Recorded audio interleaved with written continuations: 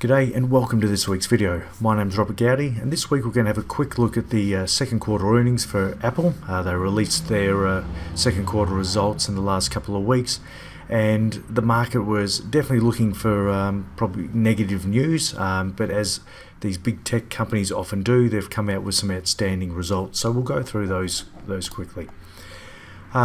Revenue as a whole compared to the corresponding quarter back in 2017, up 16%. So obviously the revenue itself over $61 billion.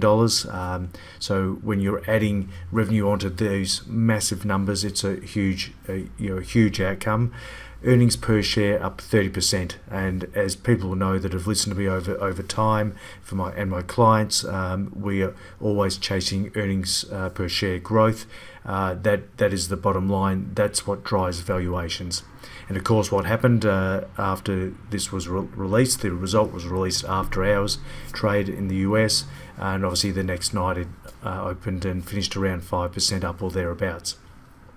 So they've added around $15 billion to the cash account, so they've got plenty of firepower for reinvestment and also for share buyback. So since 2012, they've bought back over a couple $100 billion of shares.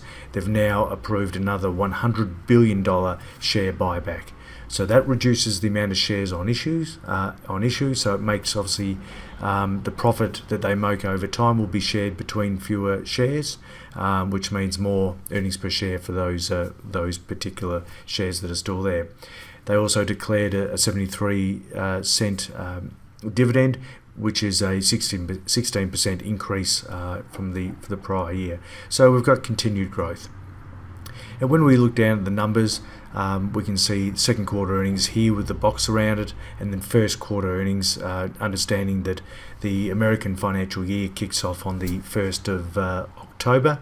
So these numbers, when we look at the iPhone here, we can see that there was 52,000 units sold compared to 77,000 in the first quarter. We need to be mindful that takes into account Christmas, so there'd be lots of presents bought around that time, including many iPhones. So here's the real change that we're looking at here. The 16% revenue growth, that's year on year. We can see here the services, which I'll touch on in a second, has gone up by 31%, and obviously other products, earbuds, wearables, things like that, have gone up nearly by 40%. So really positive stuff. The market was expecting that iPhone sales would have not been as strong as they are, but going very, very strongly. The revenue breakdown, obviously iPhone is a substantial amount of it, but this services area here, that is what is growing at a substantial rate. And if we further go and have a look at the services sector, which is that part of their business, so we're talking about Apple Pay, iTunes, and the App Store. So once we get one of our phones, and I am an Apple user, and because it works, I see no reason to change. That we do a lot of business within the App Store, or to buy music, a book, a movie, or whatever it is. This is where they're getting substantial growth. So we can see here that the revenue for the quarter, obviously this is only 3 months, it's 9.2 billion, up 31%. They've added 100 million users to the system, to these services over the last year.